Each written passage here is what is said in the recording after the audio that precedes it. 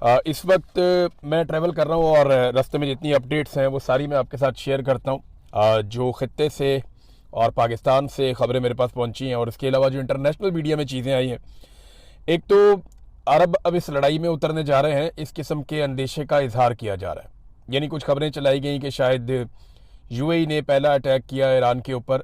हालांकि इसकी तस्दीक नहीं हुई, यूएई ने ऐसा कोई स्टेटमेंट दिया नहीं, लेकिन उनके जो हुक्मरान है उनकी जानिब से ये स्टेटमेंट आ चुका है कि हमें इतनी आसानी से काबू नहीं किया जा सकता, और उन्होंने एक जंगी टाइप का एक स्टेटमेंट तो दिया था। ये इसराइली सोर्सेज से खबर आ रही है। इसराइल की पूरी ख्वाहिश है कि कुछ भी करके अरब ममालिक को इस लड़ाई के अंदर उतारा जाए। इसी सिलसिले में सऊदी अरब ने पाकिस्तानी फील्ड मार्शल को तलब किया था। उन्हें बुलाकर याद दिलाया गया कि आपने हमारे साथ एक दिफाई मुआहदा किया था, जिसपे आपको काफ़ी प्रोटोकॉल भी दिया गया था। फिर दूसरी बात यह है कि पाकिस्तानियों को याद दिलाने की ज़रूरत नहीं है कि सऊदी अरब के अरबों डॉलर हमारे अकाउंट्स में पड़े हुए हैं, हम उनसे उधार तेल भी लेते रहते हैं, तो बहुत सारे एहसानात हैं। तो वक्त आ गया कि अब उनकी बात मानी जाए। अब मामला ये है कि अगर अरब ममालिक इस लड़ाई के अंदर उतर जाते हैं तो सबसे बड़ा बेनिफिशरी कौन होगा? अरब ममालिक अगर इस लड़ाई में उतरते हैं तो सबसे बड़ा बेनिफिशरी होगा इसराइल। उसे फ़ायदा होगा उस लड़ाई में जिसमें वो अकेला पड़ता जा रहा है। डोनाल्ड ट्रंप के लिए बड़ी मुश्किलात अमेरिका में पैदा हो चुकी हैं, नेतन्याहू के लिए बड़ी मुश्किलात पैदा हो चुकी हैं। पहली मरतबा इसराइल को इतनी मार पड़ रही है और इतने बम इसराइल में गिर रहे हैं कि इससे पहले कभी माजी में हुआ नहीं। कभी किसी ने सोचा भी नहीं था कि इनके साथ ये होगा।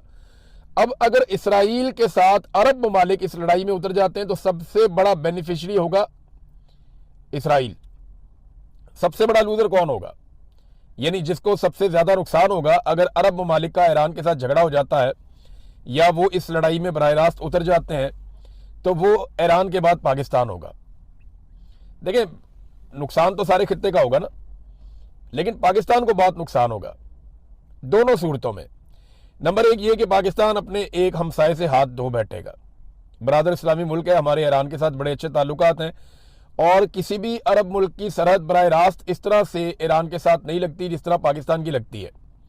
पाकिस्तान एक लंबी सरहद शेयर करता है ईरान के साथ, और उस सूबे की सरहद शेयर करता है ईरान के साथ जिस सूबे में हालात बहुत ख़राब है, जिस सूबे में आप रात के वक्त ट्रेवल नहीं कर सकते, बलूचिस्तान में, उसके साथ ईरान लगता है। तो स्ट्रेटेजिकली पाकिस्तान को यह सूट नहीं करता कि ईरान जैसे मुल्क के साथ बिगाड़ पैदा कर ले, क्योंकि ये लड़ाई हमेशा तो चलनी नहीं है। अब लड़ाई का क्या नतीजा निकलेगा? या तो देखें ना, टारगेट अचीव हो जाएंगे। अमेरिकन इंटेलिजेंस एजेंसियां, 18 एजेंसियों ने अमेरिकन नेशनल इंटेलिजेंस एजेंसी को ये लिख कर दे दिया है और वो रिपोर्ट लीक हो गई है, पब्लिक हो गई है, जिसमें यह बताया गया कि जनाब ये रजीम चेंज नहीं हो सकता ईरान में। आप जो मर्जी कर लें, आप ईरान में रजीम चेंज नहीं कर सकते।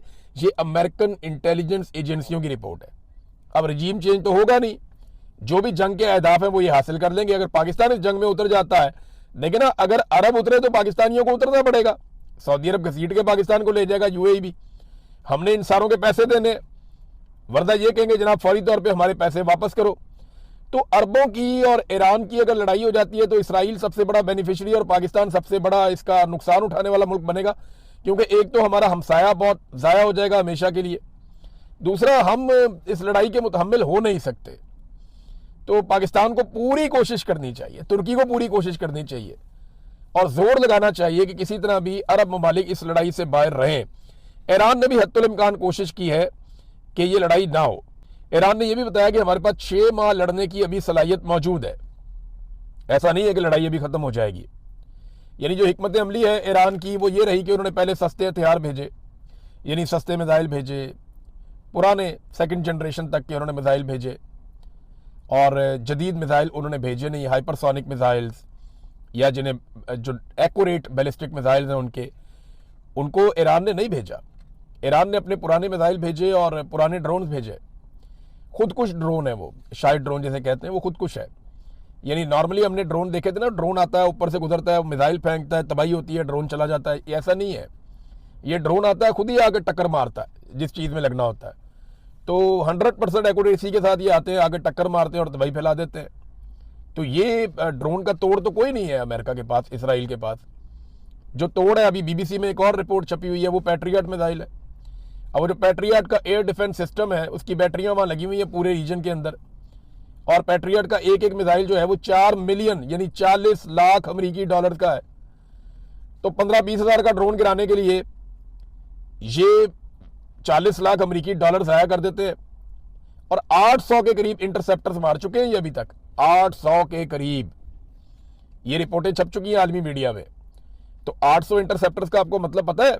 ये जो पैट्रियट के मिसाइल हैं ये 4 मिलियन डॉलर का एक है, 800 ये मार चुके हैं। आप खुद ही कैलकुलेट कर लें कि कितना नुकसान हो गया अब तक अमेरिका को, अरब ममालिक को और इसराइल को। और ये लगातार होता चला जा रहा है, लगातार होता चला जा रहा है। तो ईरान की हिकमत अमली ये थी कि उन्होंने उन हथियारों के जरिए से जो दिफाई सलाहियत है मिसाइलों को रोकने की, वो कमजोर कर दी पूरे रीजन में।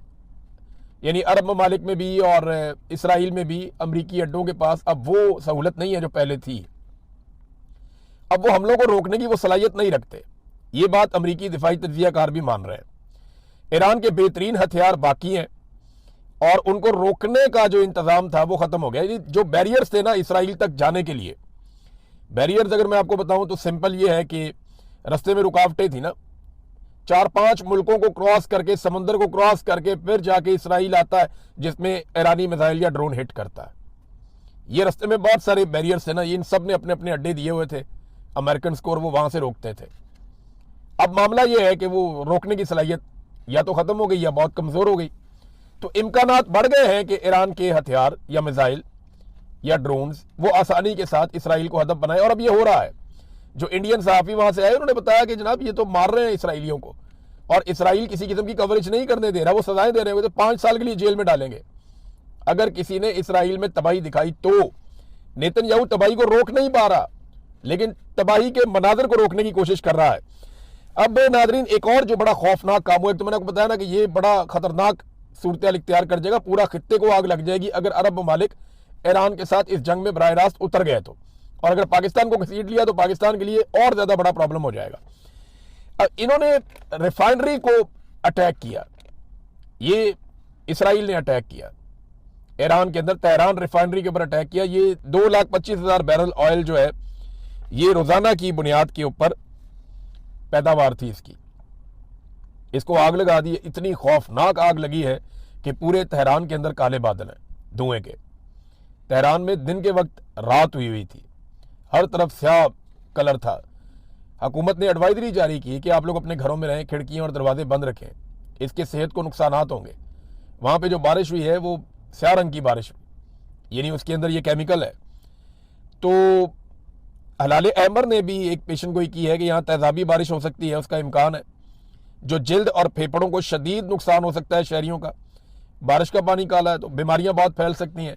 तो एडवाइजरी जारी की गई है जो इसराइल ने किया ईरान में, और ये आग के ऊपर अभी तक प्रॉपर काबू नहीं पाया जा सका, वो नुकसानात अभी भी हो रहे हैं।